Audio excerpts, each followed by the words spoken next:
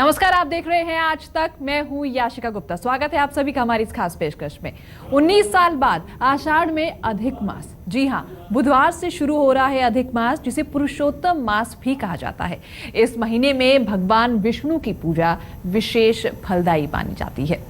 यूं तो अधिक मास हर 3 साल बाद आता है, लेकिन 19 साल बाद आषाढ़ महीने में इसका संयोग ऐसे है जिसे भक्तों को मिलेगा। इस महीने का पुण्य बताने के लिए हमारे साथ मौजूद है ज्योतिषी राजकुमार शास्त्री जी। बहुत बहुत स्वागत है आपका शास्त्री जी। हम आपसे बात करेंगे और जानेंगे कि आखिरकार अधिक मास है क्या, उसके बारे में हम विस्तार से जानेंगे। लेकिन पहले हम जान लेते हैं कि आषाढ़ में अधिक मास के पड़ने से ग्रहों का क्या योग संयोग बन रहा है। श्रीमन्नारायण नारायण हरि दान दिलाएगा वरदान।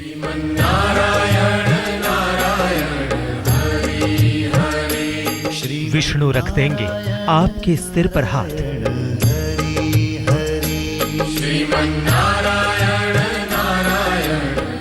लक्ष्मी खोल देंगी दौलत का द्वार। लीला सबसे न्यारी न्यारी हरि। क्योंकि 19 साल बाद आषाढ़ में आया पुरुषोत्तम मास।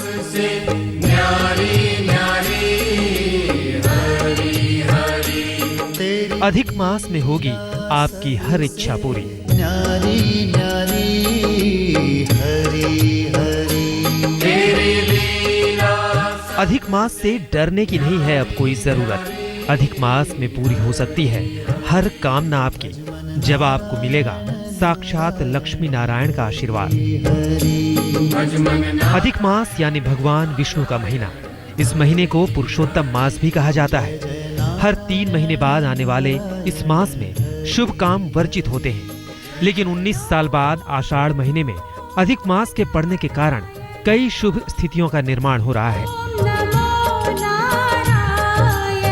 जहां एक तरफ बुधवार को सर्वार्थ सिद्धि योग और मंगल के नक्षत्र मृगशिरा में पुरुषोत्तम मास की शुरुआत होगी, वहीं पूरे महीने में 5 बुधवार पड़ने के कारण अति शुभ हो गया है अधिक मास। मंगल के नक्षत्र के कारण महंगाई पर लगाम लगेगी, तो वहीं सूर्य मंगल की युति संपत्ति लाभ दिलाने में मददगार साबित होगी। रही सही कसर गुरु और शुक्र की युति पूरी कर देगी, जब अधिक मास में जातक कुछ छोटे छोटे उपाय कर विवाह के राह में आ रही बाधाओं से मुक्ति पा सकेंगे। कुल मिलाकर बुधवार से पुरुषोत्तम मास के शुरू होने की वजह से धन, संपत्ति और कर्ज से जुड़ी परेशानियों से भी आपको मिल सकता है हमेशा के लिए छुटकारा। कहते हैं इस दौरान अगर भगवान विष्णु और मां लक्ष्मी की पूजा कर दान किया जाए तो समस्त इच्छाएं पूरी हो जाती है। यानी पूरे 1 महीने आपके पास वो सुनहरा मौका है जब आप अपनी न केवल हर मनोकामना पूरी कर सकते हैं, बल्कि अधिक मास की शुभता भी पा सकते हैं। आज तक ब्यूरो। तो अधिक मास क्यों बनता है, कैसे बनता है और इसका रहस्य क्या है, ये जानते हैं हम शास्त्री जी से। शास्त्री जी, आखिरकार इसके मायने क्या हैं? देखिए, सबसे पहले मैं आपको बता दूं कि ये अधिक मास का जो मुख्य रहस्य क्या है। समस्त मासों का वर्णन हमारे ज्योतिष ग्रंथों में किया गया है। ज्योतिष का सबसे महत्वपूर्ण जो सिद्धांत ज्योतिष का ग्रंथ है वो सूर्य सिद्धांत है। तो सूर्य सिद्धांत के अनुसार अधिक मास 2 प्रकार का होता है, अधिक मास और 6 मास। ये आप समझें। अधिक मास को मल मास के नाम से भी जानते हैं, दामोदर मास भी कहते हैं, पुरुषोत्तम मास भी कहते हैं। अब आप ये समझें कि 32 वर्ष में अधिक मास 32 महीने में 32 महीने 16 दिन और 4 घड़ी के अंतर में आता है। 6 मास 19 साल पर और 141 वर्ष में आता है। ये 2 प्रकार से 6 मास बनता है। और जिस वर्ष में 6 मास होता है उससे पहले और उसके बाद 2 अधिक मास पड़ते हैं, तब जाकर के 6 मास की पूरी गणना कंप्लीट होती है। हिंदू परंपरा में धार्मिक कर्मों के लिए संक्रांति, जिसको हम सौर मास कहते हैं, और पूर्णमासी, जिसको हम चंद्रमास कहते हैं, ये 2 प्रमुख मास होते हैं। पूर्णमासी के दौरान त्योहार और व्रत पर्व की गणना होती है, जिसको चंद्रमास कहते हैं, और संक्रांति अर्थात जिसको हम सौर मास कहते हैं, जो सूर्य से बनता है, इसका विचार मांगलिक कार्यों के लिए, विवाह मुहूर्त है, गृह प्रवेश का मुहूर्त है, इन सभी मुहूर्तों का विचार किया जाता है। अब 1 साल में 12 संक्रांति हैं और 12 ही पूर्णमासी है। तो इस प्रकार एक सौर मास और चंद्र मास के पूरा कंप्लीट होने में 10 दिन और 21 घंटे का अंतर एक वर्ष के बीच में आ जाता है।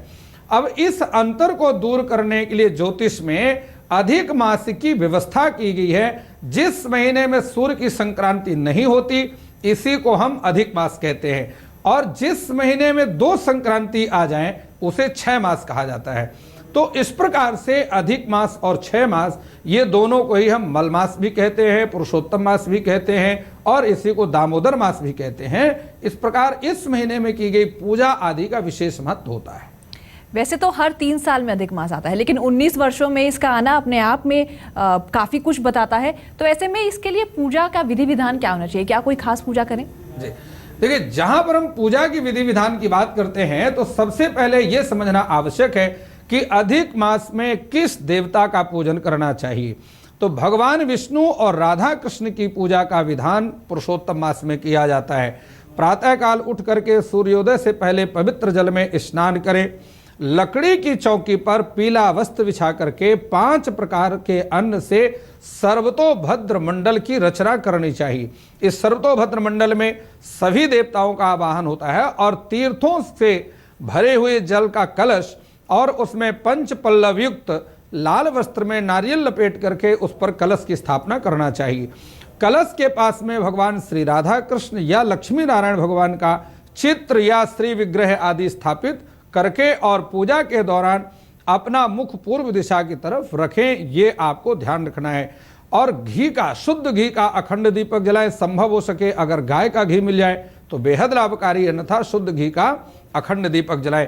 भगवान श्री राधा कृष्ण या लक्ष्मी नारायण भगवान का पंचोपचार पूजन करना चाहिए और साथ में भगवान विष्णु के सहस्त्र नाम या गोपाल सहस्त्र नाम का पाठ करना चाहिए अथवा दोनों का पाठ करना चाहिए। पूरे महीने में पुरुषोत्तम मास की जो व्रत कथा है 35 अध्याय की, उसको श्रवण करना चाहिए। और इस सारी पूजा करने के बाद सबसे अंत में ओम नारायणाय तुभ्यम नमामि इस मंत्र का जाप तुलसी की माला में करना चाहिए।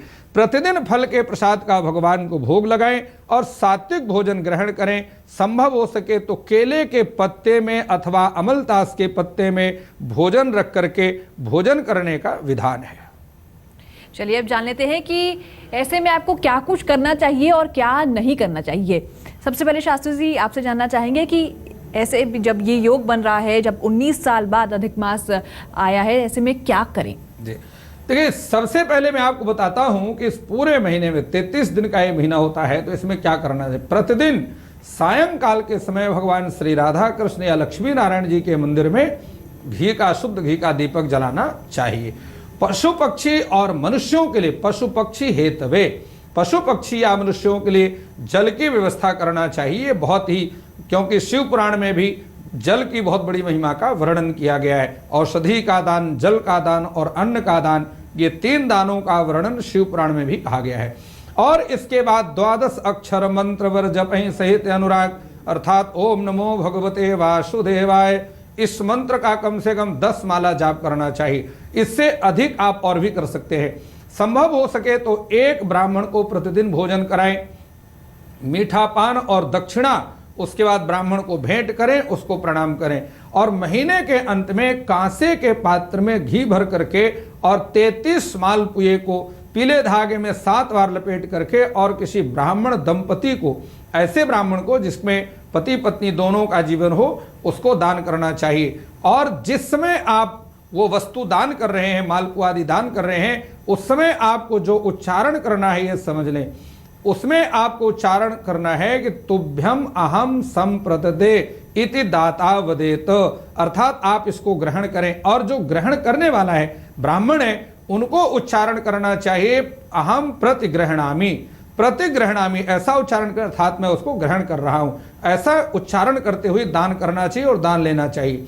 प्रतिदिन अपने नाम और गोत्र का उच्चारण करते हुए और पितरों का तर्पण करना चाहिए। इस मास में पितृ तर्पण का अपने आप में एक विशेष महत्व होता है। तो इस मास में आपको क्या करना है ये तो हमने आपको बता दिया, लेकिन क्या सावधानियां बरतनी है, क्या नहीं करना है, इसके बारे में शास्त्री जी बताएं। जी देखिए, जहां अब हम बात करते हैं कि इस इतना पवित्र मास है, इतना श्रेष्ठ मास है, भगवान नारायण ने इसको अपना ही नाम दे दिया है पुरुषोत्तम मास, तो इसमें क्या नहीं करना चाहिए। अधिक मास के दौरान अपने सोने का स्थान निश्चित कर लें और संभव हो सके तो जमीन पर, भूमि पर शयन करें। झूठ बोलने से बचें, किसी की निंदा ना करें, दूसरे के घर का बना हुआ भोजन अथवा दूसरे के द्वारा पकाया हुआ भोजन ग्रहण नहीं करना चाहिए। सभी धर्मों का सम्मान करें, सभी व्यक्तियों का सम्मान करें और दया भाव अपने हृदय में रखें। इसी से इस पुरुषोत्तम मास की सार्थकता निश्चित होती है। तो इस शुभ मास में आपने क्या करना है, क्या नहीं करना, वो हमने आपको बता दिया। फिलहाल रुक रहे एक छोटे से ब्रेक के लिए। आप बने रहिए हमारे साथ, देखते रहिए हमारी खास पेशकश। आप देख रहे हैं हमारी खास पेशकश 19 साल बाद आषाढ़ में अधिक मास। जी हाँ, ये शुभ मुहूर्त है, ये शुभ मास है। ऐसे में आपको क्या करना है, क्या नहीं करना है,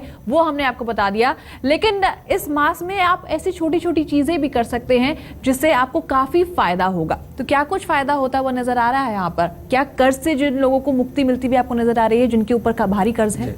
निश्चित रूप से जिस व्यक्ति के ऊपर बहुत ज्यादा कर्ज चढ़ गया है, अगर वो इस पुरुषोत्तम मास में भगवान शिव और पार्वती का पूजन करें तो निश्चित रूप से उसका कितना भी कर्ज होगा वो दूर हो जाएगा। लेकिन उसके लिए जो मंत्र है उस मंत्र को समझें। ओम ऋण मुक्तेश्वर महादेवाय नमः। शिव मंदिर में बैठ करके 9 बार इस मंत्र का जाप करें और कमल के पुष्पों से भगवान शिव पार्वती का पूजन करें। 9 बेलपत्र पर सफेद चंदन का तिलक लगा करके भगवान महादेव को चढ़ाएं और लाल धागे में नारियल के पत्ते का बंधन बार बना करके अपने घर के मुख्य द्वार पर लगा दें। मंत्र जाप करते हुए 9 मुट्ठी लाल मसूर की दाल भगवान शिवलिंग पर चढ़ाएं और 1.25 किलो गुड़ संकल्प करके जमीन पर दबा दें। इतना करने से निश्चित रूप से आपका कैसा भी कर्ज होगा वो आपका उतर जाएगा। तो इस मास में कर्ज से मुक्ति कैसे पानी है वो हमने आपको बता दिया। लेकिन अगर परिवार में सुख शांति चाहिए, अगर किसी के परिवार में बहुत कलह रहती है, तो उसके लिए क्या करें? देखिए, घर में सुख शांति के लिए घर के मंदिर में भगवान विष्णु के ही स्वरूप हैं शालिग्राम जी, शालिग्राम भगवान की स्थापना करना चाहिए और परिवार के साथ मिलकर के भगवान का पंचामृत से अभिषेक करें। गोपाल सहस्त्र नाम का उच्च स्वर में पाठ करना बेहद लाभकारी। और जो मंत्र है, पूजा के बाद इस मंत्र का जाप करें। ओम दामोदराय तुभ्यम नमामि, ओम दामोदराय तुभ्यम नमामि। 108 बार इस मंत्र का उच्चारण करें। परिवार के सभी सदस्य माथे पर गोपी चंदन का तिलक लगाएं। भगवान शालिग्राम की 108 तुलसी दल से अर्चना करें। शुद्ध घी से बने हुए पकवान या पीली मिठाई का भोग भगवान श्री हरि नारायण को लगा करके सारे घर के परिवार के जो लोग हैं प्रसाद रूप में उसको ग्रहण करें। और एक जो सबसे बड़ा उपाय है, समझें कि शनिवार को पीपल के नीचे दक्षिण दिशा की ओर मुख करके बैठ जाएं। पीपल के पत्ते पर ओम रांग राहवे नमः लिख करके सिंदूर अक्षत अगरबत्ती से उसका पूजन करें और चांदी के तावीज में बांध करके उसको दाहिनी भुजा में धारण करें। पूजा करते समय उस तावीज को प्रणाम ना करें, क्योंकि राहु चांडाल है, चांडाल को प्रणाम करने का विधान नहीं है। इतना करने से निश्चित रूप से आपके घर में सुख शांति का निवास होगा। तो छोटी छोटी बातों का अगर आप ध्यान रखेंगे तो घर में कलह नहीं होगी, सुख शांति आएगी, साथ ही कर्ज से आपको मुक्ति मिलेगी। लेकिन पितृ शांति के लिए क्या ये इस मास को खास माना गया है? निश्चित रूप से पितृ शांति के लिए इससे और श्रेष्ठ मास नहीं हो सकता है। लेकिन उसमें आपको पितृ शांति के लिए क्या करना है ये समझें। जल में काले तिल, कुशा और दूध मिलाकर के स्नान करें। कुशा की अंगूठी अपने दाहिने हाथ की तर्जनी उंगली में धारण करें, अनामिका में धारण करके और एक जनेऊ धारण करें। जौ के आटे में काले तिल मिला करके पिंड तैयार करें। पिंड नाम शरीर का है। पिता ने आपको शरीर दिया है, हम पिता पितरों के मोक्ष के लिए सारी कार्य करते हैं। पितरों का नाम लेकर के अपना नाम और गोत्र का उच्चारण करते हुए पिंडदान करें और रुद्रयामल में वर्णित प्रेत सूक्त का पाठ करें। पिंडों का पंचोपचार पूजन करें और पिंडदान करते हुए मुख दक्षिण दिशा में रखें, यमलोक की तरफ। जल में मिश्री, लाल चंदन, दूध मिला करके भगवान श्राद्ध देव भगवान सूर्य को अर्घ देने से सभी पितृ दोषों से छुटकारा प्राप्त होता है। चलिए, तो फिलहाल हम रुक रहे हैं एक छोटे से ब्रेक के लिए। हमने आपको बताया कि इस मास में क्या कुछ आपने खास करना है और छोटी छोटी बातों का अगर आप ध्यान रखेंगे तो वाकई में आपको काफी फायदा मिलेगा। रुक रहे हैं एक छोटे से ब्रेक के लिए, बने रहिए हमारे साथ। इस अधिक मास में विवाह की बाधाएं कैसे दूर होंगी ये भी हम जान लेते हैं। अगर किसी के विवाह में बाधा आ रही है शास्त्री जी, तो क्या उपाय करने चाहिए? विवाह की बाधा को दूर करने के लिए पूरे महीने सूर्योदय से पहले स्नान करने का नियम बनाएं। भगवान शिव पार्वती और राधा कृष्ण का पूजन करें। संभव हो सके तो पूरे पुरुषोत्तम मास का व्रत करें और जो मंत्र दे रहा हूं इस मंत्र को निश्चित रूप से समझें। ये पुरुषोत्तम मास महात्म के 30वें अध्याय का मंत्र है। ओम पतिम देहि पतिम मह्यम पतिम पति अहम वृणे पतिम देहि महादेवो नान्यन में चिंतितम हृदि। मंत्र का जाप रुद्राक्ष की माला से 1 माला तक जाप करें और मंत्र जाप के समय भूमि पर सन करें, वाशी भोजन का ग्रहण ना करें। गोपी चंदन की 9 डाली पीले धागे में बांध करके केले के पेड़ पर बृहस्पतिवार के दिन चढ़ाएं। विवाह बाधा दूर करने के लिए सबसे बड़ा जो उपाय बता रहा हूं, अपने शयन कक्ष में पीले रंग का कालीन बिछा दें। किसी भी प्रकार की कैसे भी ग्रह का दोष होगा, विवाह बाधा आपकी दूर हो जाएगी। ये वाकई में महीना बहुत खास है, तो आप ये छोटे छोटे उपाय करके अपने आप को काफी फायदा पहुंचा सकते हैं। फिलहाल हमारी इस पेशकश में इतना ही। आप स्टूडियो में आए शास्त्री जी, हमारे साथ चर्चा की, इसका बहुत बहुत शुक्रिया। फिलहाल इतना ही।